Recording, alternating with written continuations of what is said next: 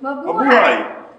Upang mapabilis ang proseso ng pagkuha at pag-renew ng ating mga pasaporte, para gayon ay mas maraming mga kababayan ang mapagsilbihan ng ating embahada.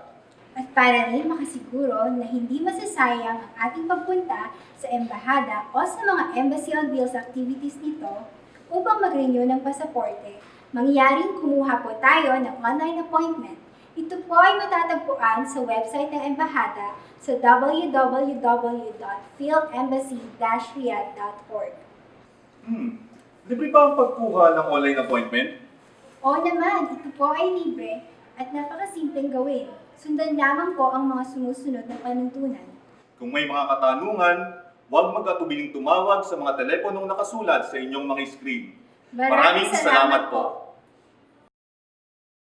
Paano kumuha ng online appointment? Ang ePassport online appointment system ay matatagpuan sa website ng Philippine Embassy, www.philembassy-riyadh.org. Sa online appointment system, ang aplikante ay maaaring pumili ng lugar, petsa at oras ng kanyang appointment. Pagkatapos nito, sila ay makakatanggap ng confirmation message na agarang ipinapadala sa kanilang email address. Pinapaalalahanan po ang lahat na ang appointment system ay karaniwang puno ng slots sa magkasunod na 2 buwan, kung kaya't ipinapayo ang maagang pagplano ng renewal ng mas maaga pa sa 9 na buwan bago mag-expire ang pasaporte. Siguraduhing tama o valid ang inyong email address na gagamitin upang matanggap ang email confirmation message. Iwasan po natin ang pagkuha ng higit sa isang appointment slot upang mabigyan ng pagkakataon ang iba pa nating mga kababayan na makakuha ng kanilang schedule. Ang sumusunod ay ang mga kailangan para sa renewal ng passport. Una, online appointment confirmation. Pangalawa, personal appearance ng aplikante. Pangatlo, orihinal na passport. Pang-apat, Xerox copy ng data page ng passport.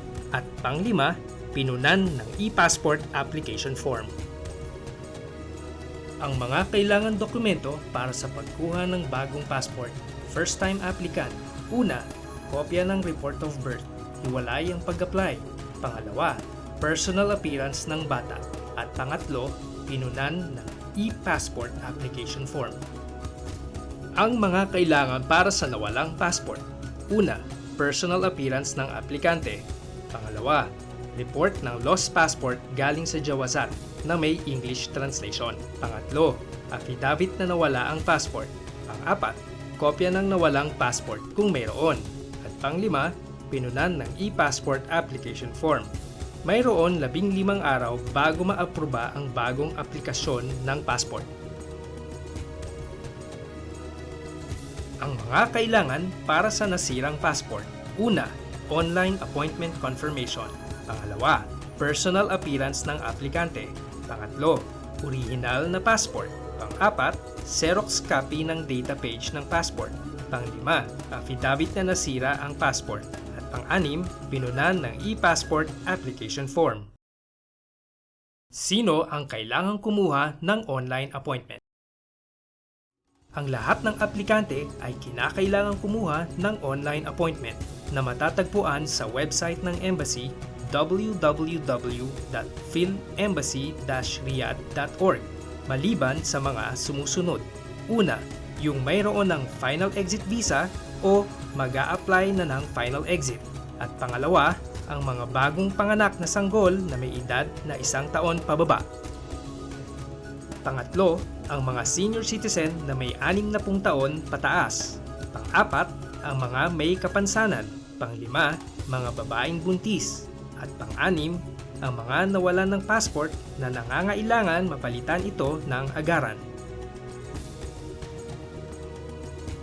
Ang embahada ay nagsasagawa ng Consular Outreach Services o Embassy on Wheels, EOW, sa iba't ibang lugar sa Saudi Arabia. Ang lahat ng aplikante sa EOW ay kinakailangang kumuha ng online appointment maliban sa nauna ng natukoy na exemption at sa mga nais mag-apply na consular outreach na ginaganap sa Second Industrial City, Riyadh. Mga gagawin sa araw ng inyong appointment. Pumunta ng embassy 30 minuto bago ang schedule ng appointment. Dala-dala ang mga nakahandang mga dokumento. Kung kayo ay may mga kasamahan, ipinapayong maghintay ang mga ito sa labas ng embassy o sa mga kalapit na mga establishmento. Magdamit ng maayos sa araw ng inyong appointment para sa pagkuha ng larawan at lagda sa passport. Ipinapayong magsuot ng damit na may kwelyo, alisin ang mga hikaw at anumang bagay na nasa ulo. Tandaan po natin na ipinagbabawal ang pagpasok sa embahada na naka-short, tsinelas o nakasando. Ipakita ang appointment slip sa mga kinatawan ng embahada sa gate upang makapasok sa takdang oras. Encoding at pagbabayad. Sa loob ng encoding area, kayo po ay kukunan ng picture, fingerprint, iyong lagda at iba pang detalye. Masusing i-review ang Passport Enrollment Certificate bago lumagda ng pagsang-ayon at pagtanggap sa tama ang lahat ng detalye. Mahalagang tandaan na kapag may mali sa detalye sa passport, uulitin po ang proseso at magbabayad po ang aplikante para sa panibagong passport.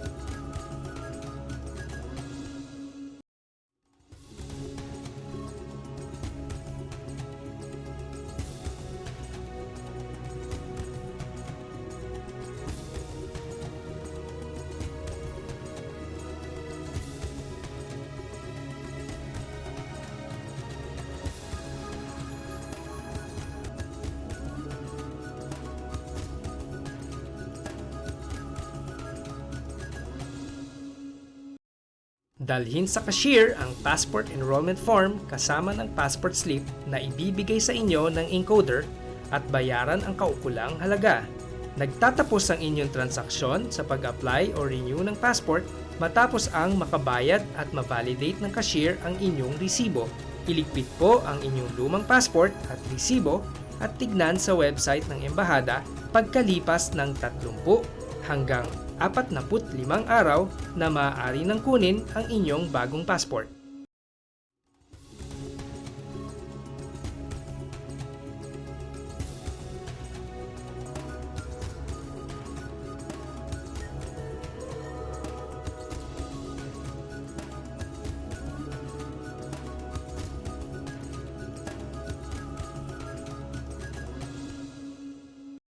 Mga bayarin sa passport. Para sa bagong passport, 240 Saudi Riyals. Para sa lost MRP o green passport, 360 Saudi Riyals plus 100 Riyals para sa affidavit. Para sa lost e-passport, 600 Saudi Riyals plus 100 Riyals para sa affidavit. Releasing ng passport. Sa araw ng pagkuha ng passport, kailangan dalhin ang mga sumusunod. Una, orihinal na passport, renewal. Pangalawa, resibo ng passport renewal application. Pangatlo, authorization letter galing sa aplikante kung ang aplikante ay hindi makukuha ng personal ang kanyang bagong passport.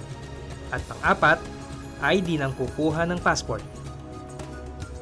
Para sa karagdagang impormasyon, maaaring tumawag sa 0114-82-3816 o mag-email sa consular@philembassy-riyadh.org.